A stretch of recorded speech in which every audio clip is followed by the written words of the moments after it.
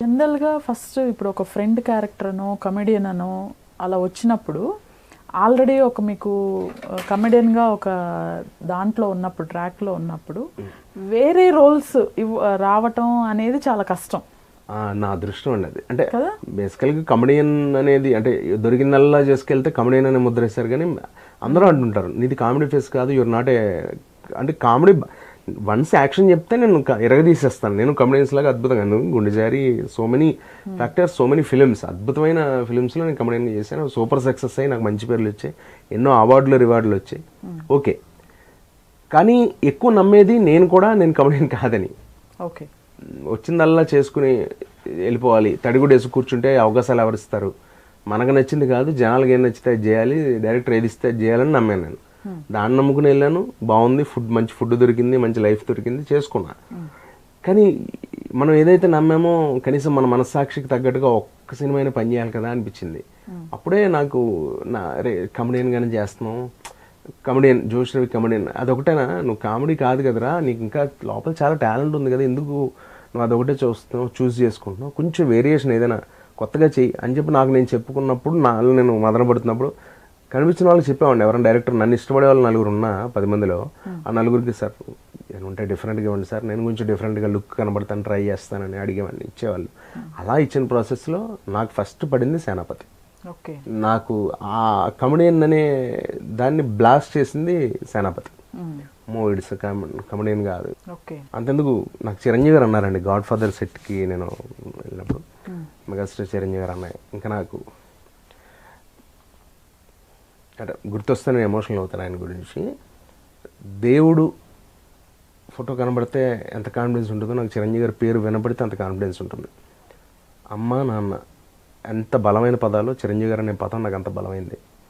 నా జీవితంలో ఆయన చూడాలి, ఆయన ముట్టుకోవాలి, ఆయన దగ్గర నిలబడాలి, కాసేపు ఆయనతో మాట్లాడాలి, ఆయనతో కలిసి నటించాలి, చచ్చిపోవాలి, అంతే. అసలు ఇంకో ధ్యేయం లేదండి. నమ్ముతారా, నాకు హైదరాబాద్తో పని లేదు చిరంజీవి గారు లేకపోతే, తెలుగు సినిమా ఇండస్ట్రీ మీద ఎలాంటి ప్రేమ లేదు చిరంజీవి గారు లేకపోతే. సినిమాని నాకు పరిచయం చేసిన చిరంజీవి గారే ఓ రకంగా. అంటే సినిమాలు చూసుండొచ్చు కానీ ఊహ తెలిసినప్పటి నుంచి సినిమా కంటే కూడా ఇంట్రెస్ట్ క్రియేట్ చేసి ఆయనతో పాటు తీసుకెళ్ళిపోయారు నా జీవితాన్ని ఆయన చిరంజీవి గారు. ఆయన సినిమాలను అలా చూశాను నేను. ప్రతి డైలాగు, ప్రతి సన్నివేశం నా గుండెలో ఆయనకు ఒక గుడి కట్టుకున్నాను నేను, అంతే.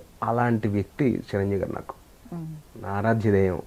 మరి ఇంకా ఆయన అమ్మాయి ప్రొడక్షన్ ఇది కదా, సేనాపతి ప్రొడక్షన్ సుస్మిత గారు, ఆయన పెద్ద అమ్మాయి.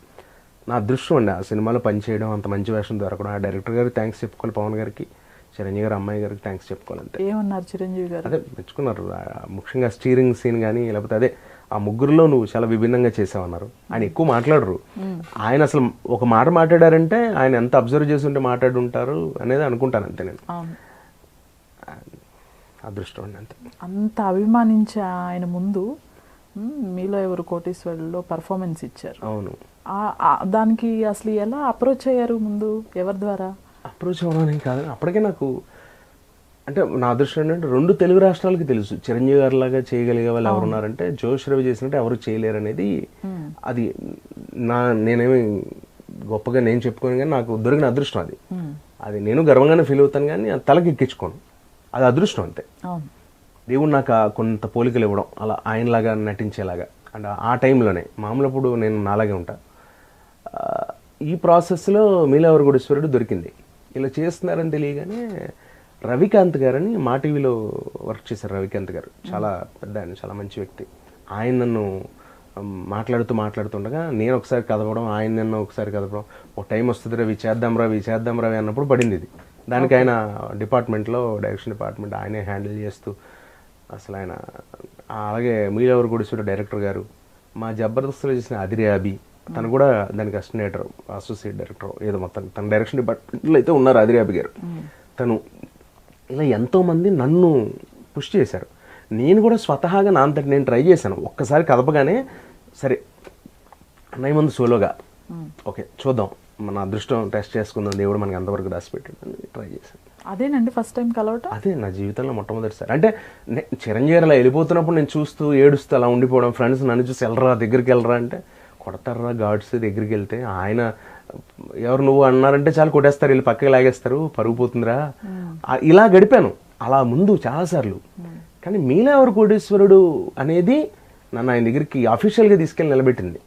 అప్పుడు ఆయన అవునమ్మా మీరా అన్న, నేను చెప్తుంటేనే ఆయన నన్ను దగ్గర తీసుకుని గుండెలకు హత్తుకుని ఆయన నన్ను కౌగిలించుకుని ఫోటోలు దిగి, షో చేసేంత వరకు మీ అమ్మగారిని ఎందుకు కంగారు పెట్టాలి, ముందే సరదాగా మనం ఫోటో దిగి అమ్మకు పంపిద్దామని చెప్పని ఫోటో దిగి అమ్మకు పెట్టు, నన్ను కలిసామని చెప్పి ఆయన అమ్మో నాకు చెప్తే నాకు అసలు ఇవాళ చాలా అనుభూతి అండి అది. తర్వాత మీలెవరు కూడా చేయడానికి ట్రై చేసినప్పుడు షో అనసూయ గారిని కూడా గెస్ట్, ఇంకా ఎవరెవరో ఉన్నారు. షో పొడిగించడం వల్ల నా ఎపిసోడ్ జరగలే, మేకప్ వేసుకుని డైలాగ్ ప్రాక్టీస్ చేసి ఉన్నా. మీరు చూసిన మీలెవరు గుడిస్తాడు గొంతు కోసినట్టు అయిపోయింది నాకు, గుట్టక మింగలైపోతున్నా, ఇలా ఆకాశంకి చూసుకుంటే అలా ఉన్న, ఇలా ఏం అర్థం కావట్లే. కరెక్ట్గా చిరంజీవి గారు ఇలా సూట్ తీస్తూ చూసినావు పిలవండి అన్న, పిలిచి నువ్వు చేస్తున్నావు నాకు అర్థమైపోయింది, నువ్వు బాధపడుతున్నావు కదా అన్నాను. ఏమీ వద్దు, నేనున్నాను, నువ్వు చేస్తున్నావు, నువ్వు నెక్స్ట్ తన డేట్స్ని బట్టి మీరు పెట్టుకోండి అని చెప్పారు వాళ్ళతో. ఇప్పటికీ గుర్తు, తన డేట్ని బట్టి షో టైం సెట్ చేయండి. ఎందుకంటే అప్పుడు నాకు ఒక సినిమా వస్తేనే అదృష్టం, ఈ టైంలో చిరంజీవి గారిది అనుకున్న టైంలో అది అయిపోవడం వల్ల నేను ఒక సినిమా కమిట్ అవ్వబోతున్న సినిమా డేట్లో మీలెవరు కూడా చూడండి మళ్ళీ నెక్స్ట్ టైం ట్రాన్స్ఫర్ అయినప్పుడు పోస్ట్ పోన్ అయినప్పుడు దాని మీద పడుతుంది. ఇప్పుడు సినిమాకి వెళ్ళాలా, ఆల్రెడీ అడ్వాన్స్ తీసుకున్న సినిమా, ఇప్పుడు చిరంజీవి గారి ముందు ఇది చేయాలా, ఆ సినిమా వదిలేద్దామంటే నేను మోసం చేసుకున్నాను అవుతాను. నేను ఎంత చిరంజీవి గారికి కూడా బ్యాడ్ నేమ్ కదా. ఇప్పుడు నేను ఆ షో చేయడం కోసం అక్కడికి వెళ్తే రేపు రోజు వాళ్ళు వెళ్ళి చెప్తారు మా సినిమా చేయకుండా ఇక్కడ షో చేస్తున్నాడు ఈ అబ్బాయి డేట్లో అని. అందుకని నేను కకావికలం అయిపోతుంటే చిరంజీవి గారి సపోర్ట్, తన సినిమా కంప్లీట్ అయిపోయిన తర్వాత ఒక మంచి టైం మనకు కూడా కంఫర్టబుల్గా చూసుకుని మీరిద్దరు కూడా మంచి టైం చూసుకుని పెట్టండి అని చెప్పి మళ్ళీ పెట్టారు. పునాదిరాళ్ళు ఆయన ఫస్ట్ సినిమా నుంచి ప్రాణం గారి దగ్గర నుంచి మొత్తం చివరి సినిమా వరకు 150 వరకు చేశానండి. ఆయన సినిమాలన్నీ సింగిల్ టేక్లో చేశాను నేను. ఆయనకి తెలుసు, ఆయనకి నాకే తెలుసు. ఎడిటర్కి కూడా నేను పని ఇవ్వలే, ఏం చేశానో ఫుటేజ్ అదే యాజ్ ఇట్ ఈస్ అలా ఉందండి అంతే. ఎడిటింగ్ కూడా అవకాశం లేదు. నేను షర్ట్ మార్చుకొచ్చి చేయాలి కాబట్టి షర్ట్ మార్చుకొచ్చి చేశాను తప్ప ఒక్క డైలాగ్ కూడా నేను ఆయన ముందు, ఎందుకంటే ఇదేనా ఈ మాత్రం దానికోసమే వీడిని పిలిపించారు, అంత పెద్ద ఏం కాదే అని అనిపించుకోకూడదు. నన్ను పిలిచిన వాళ్ళు గౌరవం కాపాడాలి, నేను ఆ గౌరవం కాపాడుకోవాలి, ఆయన గుండెలో స్థానం సంపాదించుకోవాలని ఒక చేసిన ప్రయత్నం మీలెవరు కోటేశ్వరుడు. అది నన్ను ఒక విజేతగా నిలబెట్టింది ఇప్పటికీ.